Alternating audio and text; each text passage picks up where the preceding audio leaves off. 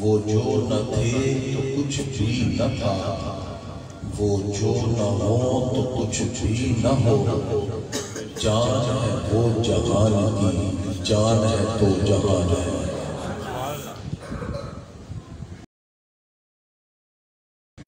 معزز و محترم علماء کرام، مشائخ اعظام، ثنا خوان مصطفیٰ صلی اللہ علیہ وسلم، حفاظ کرام و قرائے کرام، انتہائی عقیدت و محبت سے آج کی اس محفل میلاد میں شرکت کرنے والے سامعین و سامعات ذوی الاحتشام، السلام علیکم ورحمۃ اللہ وبرکاتہ۔ اللہ رب العزت کا کروڑا احسان عظیم ہے جس نے آج کی اس بابرکت نورانی وجدانی ایقانی عرفانی محفل میں ہم سب کو شرکت کی سعادت عطا فرمائی۔ گرامی قدر حضرات، آج کی میری اس گفتگو سے انشاءاللہ بہت سے علم کے موتی آپ اپنے دامن میں لے کر اٹھیں گے۔ آپ سے گزارش ہے انتہائی توجہ کے ساتھ گفتگو کو سماعت کیجیے۔ اگر میری گفتگو کے دوران کسی کے ذہن میں کوئی سوال پیدا ہو تو آپ کو کھلی اجازت ہے، گفتگو کے اختتام پر آپ کھڑے ہو کر کوئسچن کریں گے، ہم ابھی آپ کو قرآن و سنت کی روشنی میں اس کا جواب بھی دیں گے، کیونکہ ہمارا مقصد افہام و تفہیم ہے۔ اگر کوئی اشکال آپ کے دل میں رہ گیا اور اس کی تسلی اور تشفی نہ ہو سکی تو پھر میرا لیکچر ڈیلیور کرنا، میرا آپ کے سامنے خطاب کرنا اور میری گفتگو کا جو مقصد ہے پھر وہ نہ رہے۔ لیکن آپ سے ریکویسٹ ہے، آپ انتہائی توجہ کے ساتھ گفتگو کو سماعت کیجیے۔ دعا ہے اللہ تعالیٰ کلمہ حق میری زبان پہ جاری فرمائے۔ گرامی قدر حضرات، اللہ تعالیٰ نے قرآن مجید فرقان حمید میں ارشاد فرمایا، وَمَا أَرْسَلْنَاكَ إِلَّا رَحْمَةً لِلْعَالَمِينَ، جس کا سادہ سا ترجمہ ہے، اور ہم نے آپ کو تمام عالمین کے لیے رحمت بنا کر بھیجا۔ ہمارے آقا عالمین کے لیے رحمت ہے۔ اس آیت کریمہ سے معلوم ہوا جب اللہ نے قرآن مجید میں اپنا انٹروڈکشن کروایا، پروردگار فرماتا ہے الحمدللہ رب العالمین، سب خوبیاں اللہ کے لیے جو عالمین کا رب۔ اور جب اللہ نے اپنے محبوب کا تعارف کروایا تو فرمایا وَمَا أَرْسَلْنَاكَ إِلَّا رَحْمَةً لِلْعَالَمِينَ۔ پتہ چلا جیسے اللہ عالمین کا رب ہے، ایسے ہی ہمارے آقا عالمین کے لیے رحمت ہے۔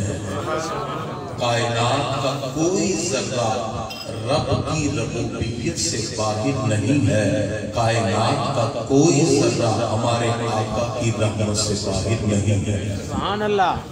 اب گرامی حضرات، ہمارے پیارے نبی صلی اللہ علیہ وسلم عالمین کے لیے رحمت ہے۔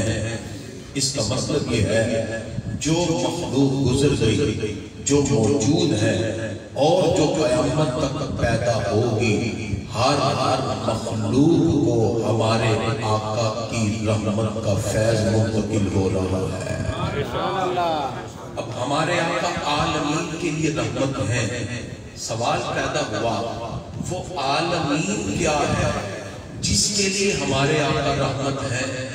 تو مفسرین نے لکھا کل ما سوى اللہ تعالی العالم، اللہ کی ذات کو نکال کر ہر چیز ہی عالمین میں داخل ہے۔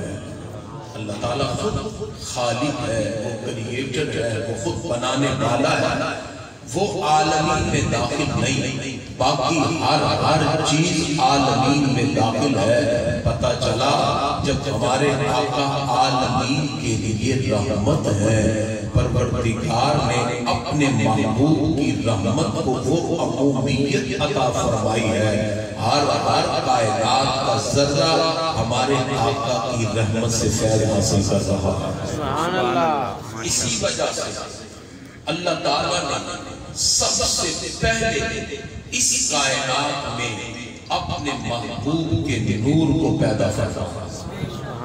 جناب حضرت جابر بن عبداللہ انصاری رضی اللہ تعالیٰ عنہ اس حدیث کے راوی ہیں، مصنف عبد الرزاق سے پڑھ رہا ہوں، عرض کرتے ہیں یا رسول اللہ صلی اللہ علیہ وسلم، رب نے سب سے پہلے کس چیز کو بنایا؟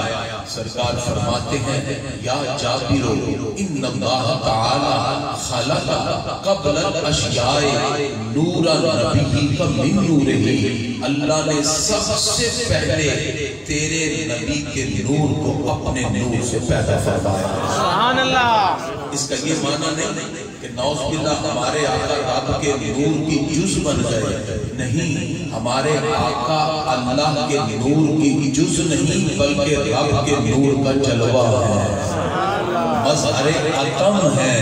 پروردگار نے ان کو ایسا مظہر عطم بنایا، پروردگار فرماتا ہے قد جاءکم برہان من ربکم، اللہ کی طرف سے ایک برہان آ گئی، ایک دلیل آ گئی، سر سے لے کر پاؤں تک تنویر ہی تنویر ہے۔ جیسے منہ سے بولتا قرآن وہ تفسیر ہے، سوچتی ہے دنیا یہ مصطفیٰ کو دیکھ کر وہ مصور کیسا ہوگا جس کی یہ تصویر ہے۔ جس کو اعلیٰ فرماتے ہیں تیرے انداز یہ بتاتے ہیں کہ خالق کو تیرے سب حسینوں میں پسند آئی ہے صورت تیری۔ اللہ نے سب سے پہلے اس کائنات میں اپنے محبوب کے نور کو تخلیق فرمایا۔ میں نے اپنی کلاس میں لیکچر ڈیلیور کرتے ہوئے اسٹوڈنٹ سے پوچھا سب سے پہلے اللہ نے کس کو بنایا؟ اسٹوڈنٹ نے کہا سر لوح و قلم کو بنایا۔ میں نے کہا لوح و قلم وہ اگر سب سے پہلے بنایا ہوتا تو پھر لوح و قلم ہمارے آقا کی رحمت کے فیض سے نکل جاتی۔ علامہ اقبال فرماتے ہیں لوح بھی تو قلم بھی تو تیرا وجود الکتاب، فرمایا لوح و قلم کو بھی جو فیض پہنچا ہے وہ رسول اللہ صلی اللہ علیہ وسلم کی نورانیت سے پہنچا ہے۔ لوح و قلم، زمین و آسمان، سورج، چاند، ستارے، یہ سارے چیزیں عالمین میں ہیں، یہ سب مخلوقات میں ہیں۔ اگر ان میں سے ایک چیز بھی ہمارے آقا کے نور کی تخلیق سے پہلے بن جاتی تو وہ ہمارے آقا کی رحمت سے خارج ہو جاتی، کیونکہ پہلے ذات ہوتی ہے پھر صفات ہوتی ہے۔ یہ نہیں ہے کہ پہلے ذات ہوئی نہ اور اس کی صفت موجود ہو۔ اور یہ بات باقاعدہ ہمارے آقا نے خود ارشاد فرمائی، سرکار فرماتے ہیں اول ما خلق اللہ نوری، اللہ نے سب سے پہلے میرے نور کو تخلیق فرمایا۔ اور یہ تو قرآن و سنت کے دلائل ہے۔ اگر ہم سابقہ کتابوں میں بھی پڑھیں تو بائبل کے اولڈ ٹیسٹمنٹ میں لکھا ہے the Lord said let there be light and there was light۔ اللہ نے ازل میں بائبل کے چیپٹر نمبر 1 ورس نمبر 3 پڑھ رہا ہوں، پہلی کتابوں میں the old testament بائبل میں لکھا ہے the Lord said، اللہ نے ازل میں جب نور مصطفیٰ کی تخلیق کا ارادہ کیا the Lord said let there be light and there was light، اللہ نے نور مصطفیٰ کو حکم دیا کن اے نور مصطفیٰ تخلیق ہو جا، رب کے امر کن سے مصطفیٰ کے نور کی تخلیق ہو جاتی ہے۔ سبحان اللہ۔ سابقہ کتابوں میں بھی اس بات کی دلیل ہے، سب سے پہلے اللہ نے جس چیز کو تخلیق کیا وہ ہمارے آقا کا نور ہے۔ اس کی وجہ یہ ہے اللہ چاہتا یہ ہے کہ کائنات کے ہر فرد کو، کائنات کی ہر چیز کو، اللہ کی ہر کریشن کو مصطفیٰ کی رحمت کا فیض پہنچے، اس لیے پہلے نور مصطفیٰ کی تخلیق ہوئی ہے۔ اللہ نے پھر اس نور مصطفیٰ کی تخلیق کے بعد ہر شے کو محبوب کی رحمت کے فیض کے ساتھ ساتھ عام کر دیا ہے۔ علامہ فرماتے ہیں ہو نہ یہ پھول تو کلیوں کا تبسم بھی نہ ہو، چمن دہر میں بلبل کا ترنم بھی نہ ہو نہ یہ ساقی تو میں بھی نہ ہو، تم بھی نہ ہو، بس میں توحید بھی دنیا میں نہ ہو اور تم بھی نہ ہو، خیمہ افلاک کا ایستادہ اسی نام سے ہے، نبض ہستی تپش آمادہ اسی نام سے ہے۔ علامہ فرماتے ہیں اگر اس کائنات میں تمہیں رانائیاں نظر آ رہی ہے، یہ سب کا سب اگر ہمیں ملا ہے تو محبوب خدا کے توسل سے ملا ہے۔ اللہ نے ان کی رحمت کو اتنا عام کیا، آج بھی ہر امتی یہ جانے اس کو جو بھی نعمت ملی ہے وہ رسول اللہ صلی اللہ علیہ وسلم کے توسل اور تصدق سے ملی ہے۔ تو گرامی کرنا جس طرح اللہ تعالیٰ نے تخلیق میں سب سے پہلے اپنے محبوب کو رکھا، اللہ تعالیٰ نے نبوت کا تاج بھی سب سے پہلے اپنے محبوب کے سر پہ سجایا۔ عرض کیا گیا یا رسول اللہ صلی اللہ علیہ وسلم آپ کب سے نبی ہیں؟ متا وجبت لکن نبوہ، آپ نبوت کے منصب پہ کب فائد ہوئے؟ سرکار فرماتے ہیں کنت نبیم و آدم بین الماء والطین، ابھی آدم علیہ السلام پیدائش کے مراحل طے کر رہے تھے، اللہ نے نبوت کا تاج میرے سر پہ سجا دیا۔ ہمارے آقا تخلیق میں اول ہے اور نبوت کا تاج سجانے میں اول ہے۔ پروردگار نے قرآن مجید فرقان حمید میں روحوں کے ایک اجتماع کا ذکر کیا، جیسے آج ہم اس بشری اور انصری پیکر کے ساتھ یہاں بیٹھ کر روح اور جسم سے اپنے آقا کا میلاد منا رہے ہیں۔ اللہ تعالیٰ نے قرآن مجید سورہ آل عمران کے اندر ایک ایسا میلاد بھی ذکر کیا ہے جس میں میلاد بیان کرنے والا خود پروردگار ہے اور میلاد سننے والے سارے نبیوں رسولوں کی روحیں ہیں۔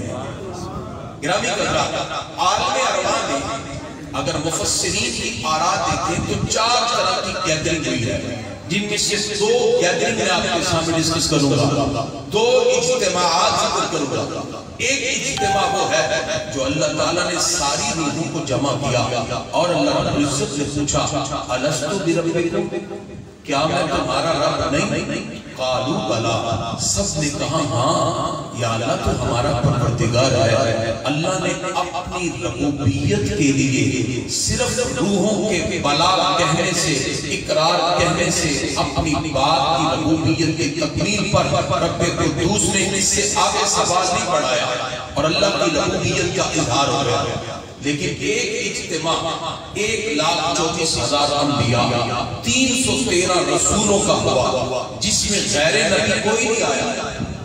اللہ تعالیٰ قرآن مجید میں ارشاد فرماتا ہے وَإِذْ أَخَذَ اللَّهُ مِيثَاقَ النَّبِيِّينَ، معبود ذرا یاد تو کرو جب ہم نے نبیوں سے پکا وعدہ کیا، سارے انبیاء کرام سب رسول اعظام روحوں کی صورت میں موجود ہیں۔ پروردگار فرماتا ہے اے انبیاء کرام، اے رسول اعظام، میرے ساتھ ایک کانٹریکٹ کرو، میرے ساتھ ایک معاہدہ کرو، میرے ساتھ ایک بات پر پختہ وعدہ کرو۔ یا اللہ وہ وعدہ کیا ہے؟ اللہ فرماتا ہے لما آتیتکم من کتاب و حکمہ، میں تمہیں کتاب بھی دوں گا، میں تمہیں نبوت اور رسالت کی دولت بھی دوں گا، حکمت اور دانائی کی باتیں بھی دوں گا، لیکن معاہدہ یہ کرو ثم جاءکم رسول، اگر میرے محبوب تشریف لے آئے، دور تمہارا ہو، شریعت تمہاری ہو، امت تمہاری ہو، کلمہ تمہارا ہو، ثم جاءکم رسول مصدقا لما معکم، وہ ایسے رسول تشریف لائیں جو تمہاری کتابوں کی بھی تصدیق کریں۔ تم سب نے اپنا کلمہ چھوڑ دینا ہے، اپنی کتاب کو چھوڑ دینا ہے، اپنی شریعت کو چھوڑ دینا ہے۔ مجھ سے وعدہ کرو لَتُؤْمِنُنَّ بِهِ وَلَتَنْصُرُنَّهُ، تم سب میرے محبوب پہ ایمان بھی لاؤ گے اور دین میں میرے محبوب کی مدد بھی فرماؤ گے۔ اللہ تعالیٰ نے سارے نبیوں سے وعدہ لیا، سارے رسولوں سے وعدہ لیا۔ اب میں آپ کی تھوڑی سی توجہ چاہتا ہوں۔ گرامی حضرات، ہم دنیا میں بھی بہت سے معاہدات کرتے ہیں، ہم دنیا میں بھی بہت سے کانٹریکٹ کرتے ہیں اور اس کانٹریکٹ کی کئی صورتیں ہیں.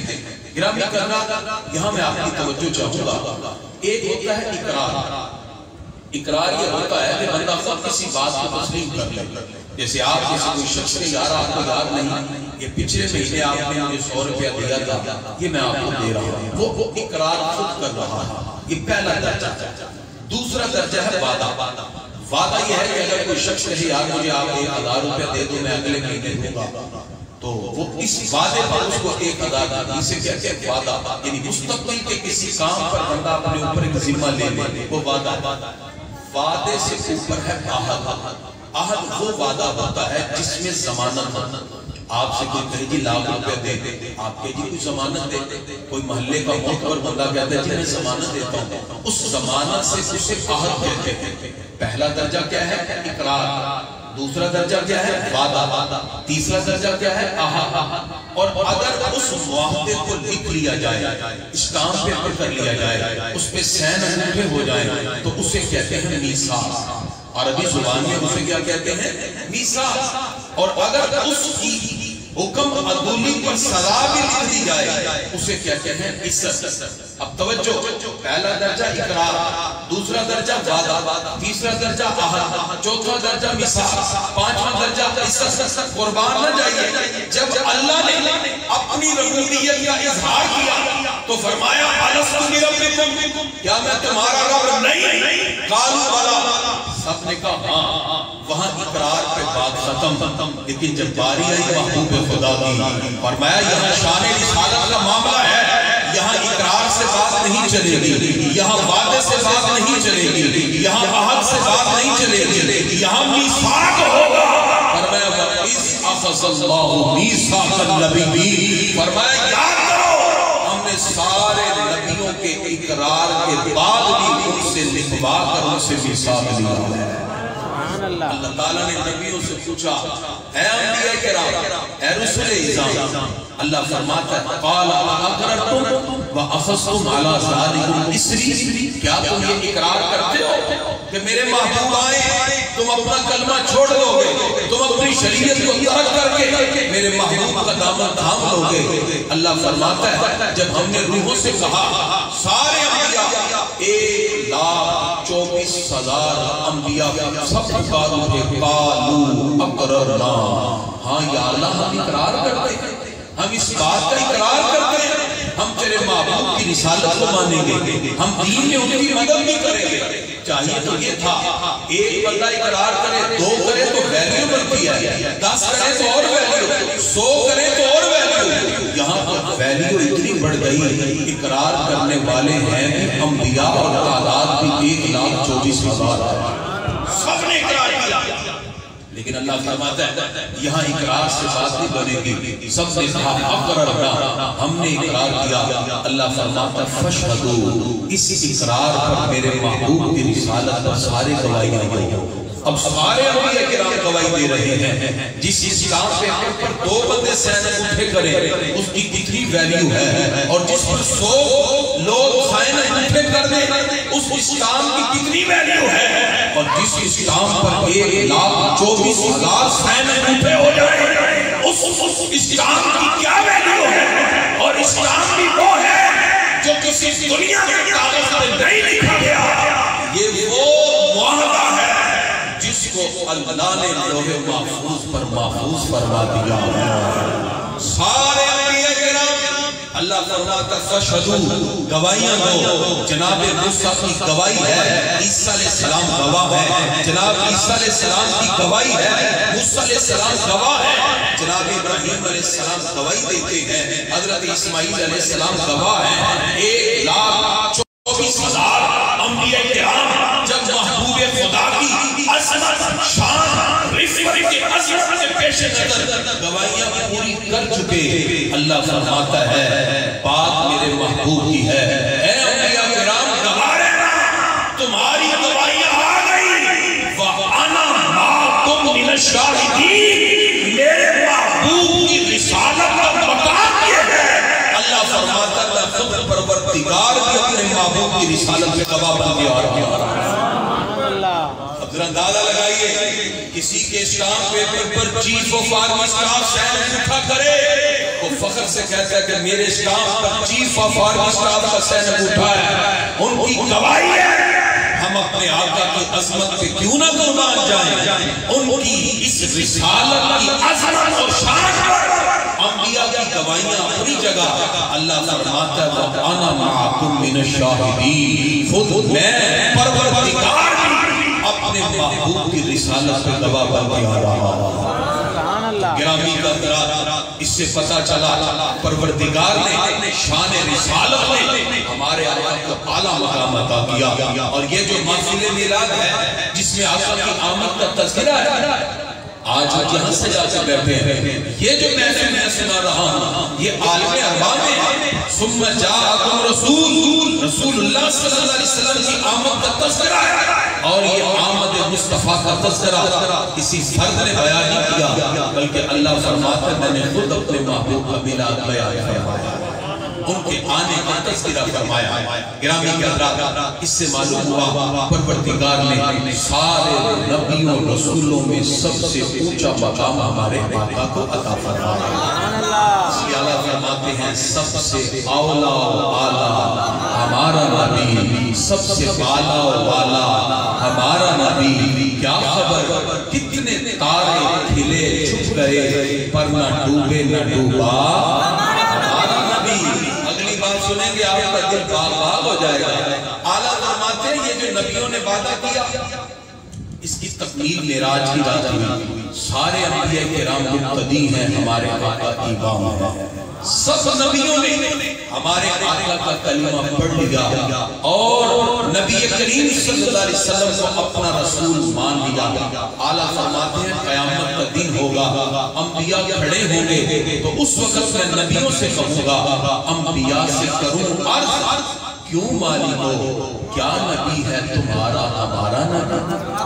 سارے انبیاء ہوں گے۔ اعلیٰ فرماتے ہیں میں قیامت کے دن 1,34,000 نبیوں سے کہوں گا عرض کروں گا انبیاء سے کروں عرض کیوں مالکو، اعلیٰ نے نبیوں کو مالکو کہا، انبیاء سے کروں عرض کیوں مالکو کیا نبی ہے تمہارا ہمارا نبی؟ اعلیٰ فرماتے ہیں جب میں کہوں گا نا اے نبیوں میرے اور تمہارے نبی کی کیا شان ہے تو انبیاء یک زبان کہیں گے جیسے سب کا خدا ایک ہے ویسے ہی ان کا ان کا تمہارا ہمارا نبی، جیسے ایک سب کا خدا ہے ایسے ہی ہم سب کا ایک ہی نبی۔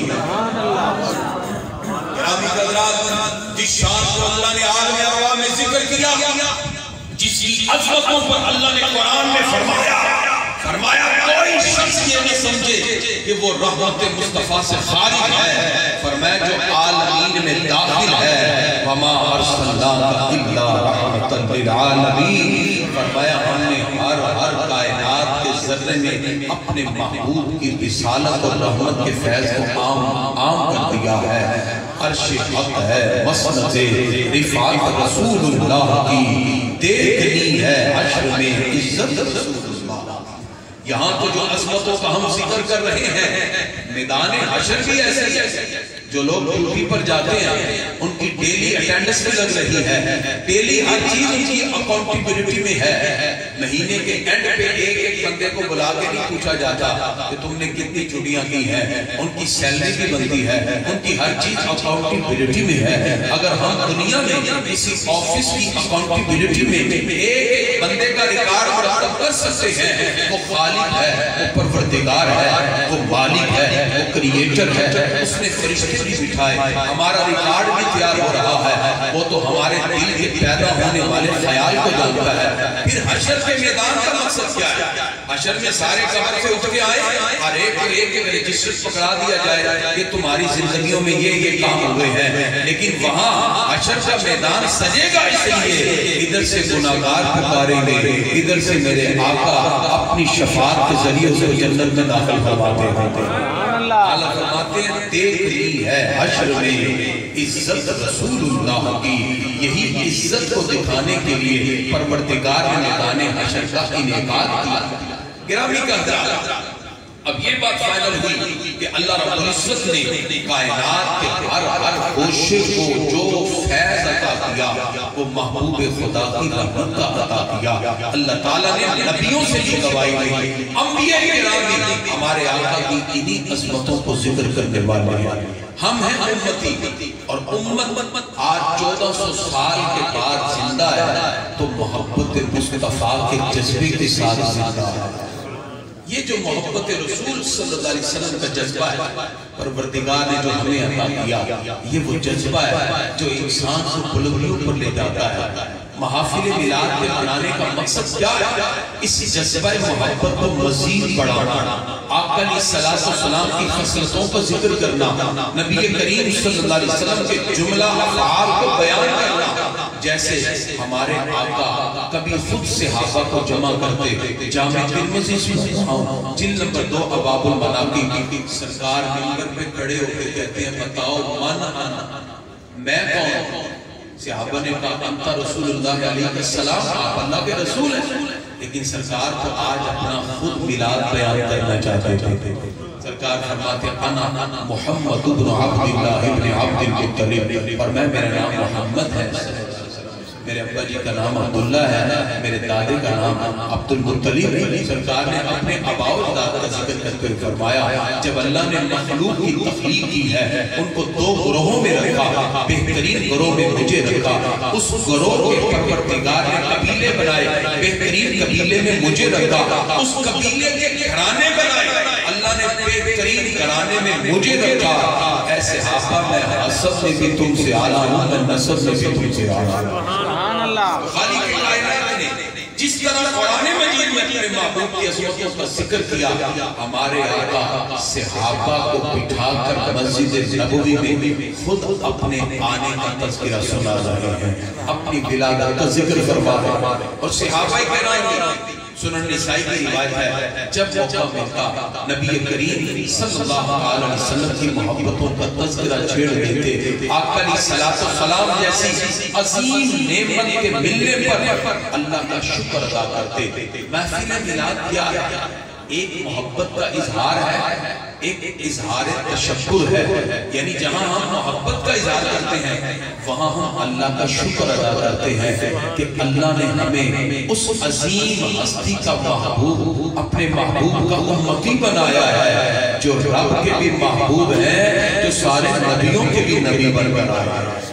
ہم اظہار تشکر کرتے ہیں، اور یاد رکھیے محبت کبھی کرائیٹیریا سے پہچانی جاتی ہے۔ یہ جملے میرے غور سے سنیے گا، دنیا کی ڈیفرنٹ چیزوں کے کرائیٹیریا ہوتے ہیں، ان کے اصول ہوتے ہیں، ان کرائیٹیریا پر کسی چیز کو پرکھا جاتا ہے، وہ معیارات مسلم ہوتے ہیں، وہ دنیا کے مختلف لوگ اپنے عقل سے بناتے ہیں۔ محبت ایک معاملہ ہی ایسا ہے، محبت کے کوئی معیارات نہیں ہے، محبت کا کرائیٹیریا نہیں ہے، محبت تو بارفتگی کی کیفیت کا نام ہے۔ یہ محبت کے جذبات جب دل میں جاگزین ہو جائے تو محب کا دل کرتا ہے اپنا سب کچھ اپنے آقا پہ قربان کرنے کے لیے تیار ہوتا ہے۔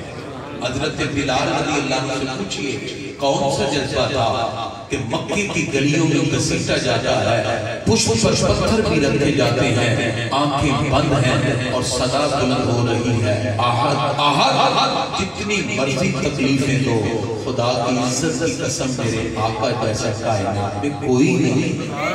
یہ جذبہ محبت حضرت سمیہ کی شہادت ہو، جناب صدیق اکبر رضی اللہ عنہ نے اپنی جان ہی سرکار کی نیند اور محو استراحت میں ہوتے ہوئے قربان کر دی، تو پتہ کیا چلا نبی کریم صلی اللہ علیہ وسلم کی محبت یہ سارے رشتوں سے اعلیٰ ترین رشتہ ہے۔ علامہ اقبال فرماتے ہیں ہر کے عشق مصطفیٰ سامان کوز، بحر بر در گوشائے دامان اوز۔ علامہ فرماتے ہیں جس کے دل میں سرکار کی سچی محبت کے جذبات آ گئے، دنیا کی ساری نعمتیں اس کے دامن سے وابستہ ہو جاتی ہیں۔ یعنی وہ جذبہ محبت ہے۔ آج ویسٹ کی کوشش ہے اسی طرح اس جذبہ محبت کو دلوں سے نکالا جائے. اس کے لیے کبھی کیریکیچر بنائے جا رہے ہیں, کبھی انوسینس آف مسلم مووی بنائی جا رہی ہے. وہ اس کوشش میں ہے کہ کسی طرح یہ جذبہ نکلے. علامہ فرماتے ہیں یورپ چاہتا ہے وہ فاقہ کش جو موت سے گھبراتا نہیں ذرا, روح محمدی اس کے بدن سے نکال دو. فکر عرب کو دے کر فرنگی کی تخیلات, اسلام کو حجاز اور یمن سے نکال دو. اب یہ جو محبت کے جذبات ہیں گرامی قدرات یہ ہمارے ایمان کا حصہ ہے. ہم کائنات کی تمام چیزوں سے بڑھ کر اپنے محبوب آقا سے محبت کا اظہار کرتے ہیں. اب اس محبت کے جذبات کو مزید بڑھانے کے لیے محافل میلاد ہے, جلوس کا اہتمام ہے, سرکار کی مدح سرائی کا اہتمام کیا جاتا ہے. یاد رکھیے ایک قاعدہ اور قانون, محبوب کی محبت میں ڈوب کر محب جو بھی عمل کرے وہ محتاج دلیل ہوتا ہی نہیں ہے. سبحان اللہ. پھر یہ قاعدہ ریپیٹ کرتا ہوں, محبوب کی محبت میں ڈوب کر محب جو بھی عمل کرے وہ محتاج دلیل ہوتا ہی نہیں ہے. وگرنہ بخاری شریف میں ہے سرکار کا لواب دہن ہے, فطالہ کا بہا وجہہ وجلدہ, صحابہ ان کو اپنے چہرے پہ مل رہے ہیں, جسم پہ مل رہے ہیں. کون سا کرائیٹیریا ہے, کون سا معیار ہے, کون سی قرآن کی آیت پہ لکھا ہے صحابہ سرکار کے وضو کے پانی کو جسم سے ملتے ہیں؟ کس کرائیٹیریا کے تحت یہ کیا گیا؟ پتہ چلا محبت میں ضابطے اور اصول نہیں ہوتے. اگر آقا علیہ السلام سے ہم محبت کا دعویٰ کرتے ہیں تو پھر اس محبت کے اظہار کے لیے ہمیں جہاں تک ہو سکے اپنے محبوب آقا سے وہ محبت کا اظہار بھی کرنا چاہتا ہے. گرامی قدرات, اس مقام پر آخری جملوں کے اندر میں چند باتیں ذکر کرنا چاہتا ہوں. جس عقیدت اور محبت سے ہم اپنے آقا کا میلاد مناتے ہیں, ضرورت ہے ہم اپنے آقا و مولا صلی اللہ علیہ وسلم کی سیرت طیبہ کو بھی منائیں. ابھی میں ایک انٹرنیشنل کانفرنس میں آن لائن شریک تھا تو وہاں ڈیفرنٹ ممالک سے مختلف اسکالر موجود تھے. وہاں ایک بات اسی بنیاد پر اٹھائی گئی اخلاق نبوی صلی اللہ علیہ وسلم کے حوالے سے. یاد رکھیے یہ جو اسلام پھیلا ہے یہ تلوار کے زور پہ نہیں, ہمارے آقا کے اخلاق حسنہ سے پھیلا ہے. آج ہمیں اپنے مورل ویلیوز کو ڈیویلپ کرنا ہوگا. ہماری جو ایکٹیویٹیز ہیں اگر اس میں پوزیٹیویٹی آ جائے, خدا کی قسم لوگ آپ کے اخلاق حسنہ سے متاثر ہو کے آپ کے قریب ہونا شروع ہو جائے. نبی کریم صلی اللہ علیہ وسلم کا اخلاق حسنہ کیا ہے؟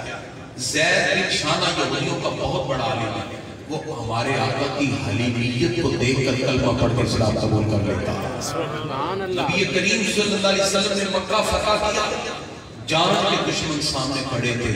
آقا علیہ السلام نے ایک جملہ کہا جو ہم نے انٹرنیشنل ڈائیلاگ میں بھی کہا, جنہوں نے کہا جی امن کی بات اسلام میں نہیں ہے. ہم نے کہا امن کا درس تو ہمارے آقا نے فتح مکہ میں دے دیا تھا.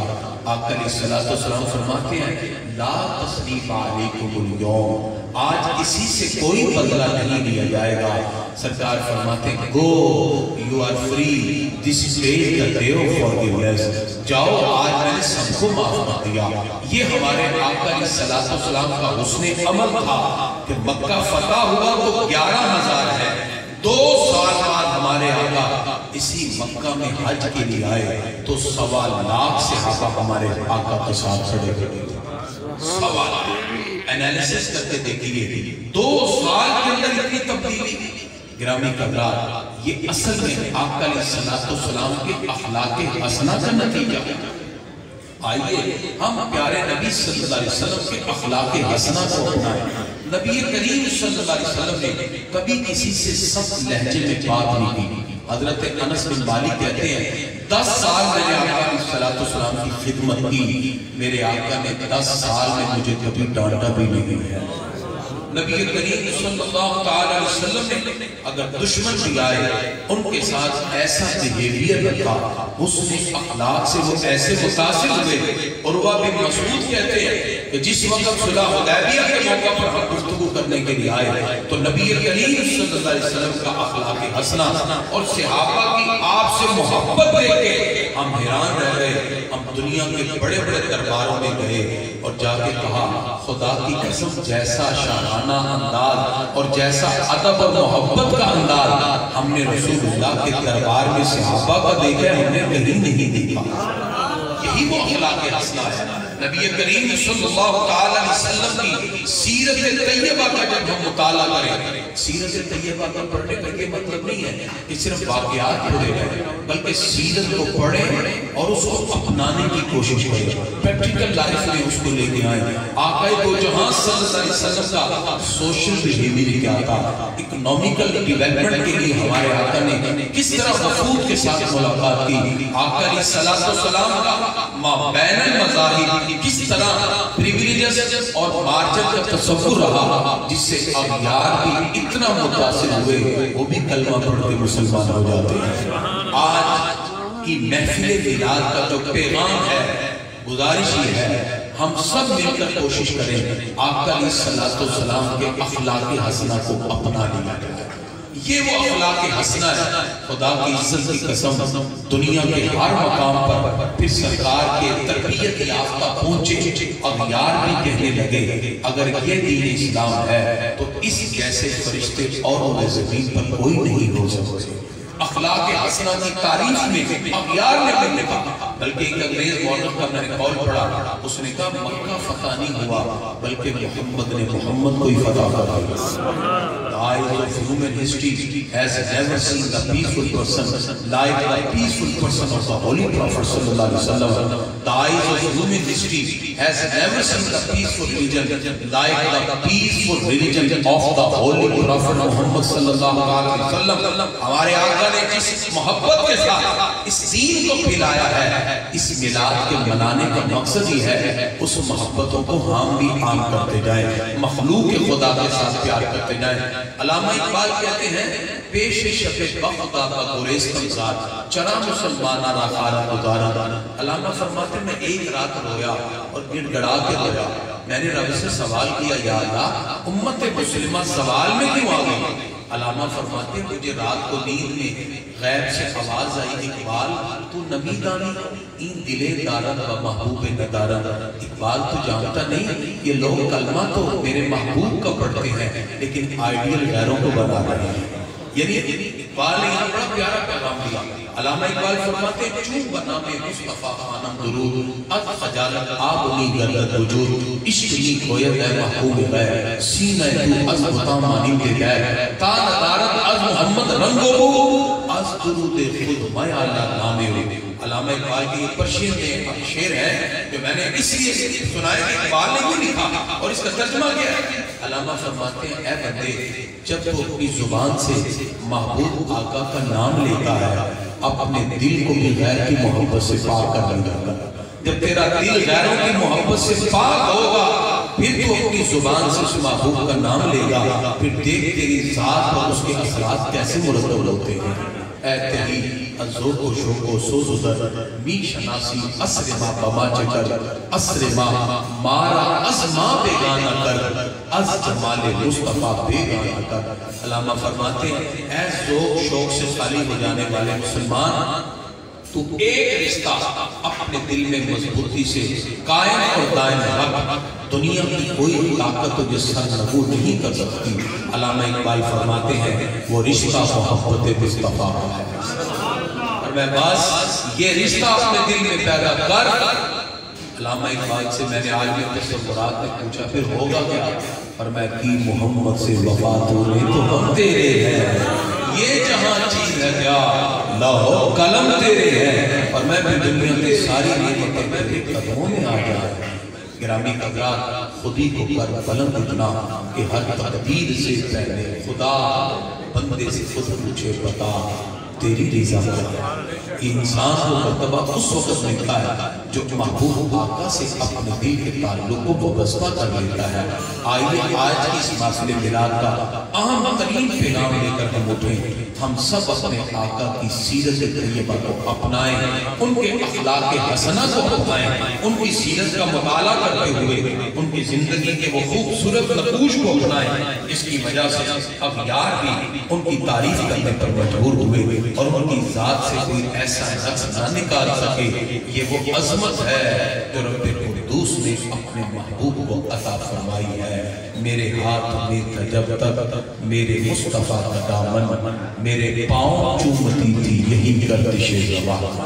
خدا کی عزت کی قسم ساری گردشیں آپ کے پاس ہوں گی اگر دل میں سرکار کی سچی محبت کا جذبہ ہوگا۔ اپنی اولادوں کو سرکار کی محبت کا جذبے کا پیغام دیجئے اور اس محبت کو فروغ دیجئے۔ دعا ہے اللہ تعالیٰ جس عقیدت اور محبت سے ہم نے اس محفل میلاد کا اہتمام کیا، شرکاء اس میں شریک ہوئے، اللہ تعالیٰ سب کی حاضری اپنی بارگاہ میں قبول فرمائے۔ اگر آپ کے ذہن میں کوئی سوال میری گفتگو سے پیدا ہوا ہے، آپ کھڑے ہو کے پوچھ سکتے ہیں، مجھ سے انفرادی طور پہ سوال کر سکتے ہیں، تاکہ آج کی گفتگو جس کے اندر جہاں سرکار کی عظمتوں کا ذکر ہوا، وہاں محبت رسول صلی اللہ علیہ وسلم کا بیان ہوا، وہیں پریکٹیکل لائف میں اپنے آقا کی سیرت کو اپنانے کا عزم صمیم بھی ہم نے کیا۔ اللہ تعالیٰ ہم سب کو اس جذبے کے ساتھ قائم اور دائم رہنے کی توفیق عطا فرمائے۔ وما علیہ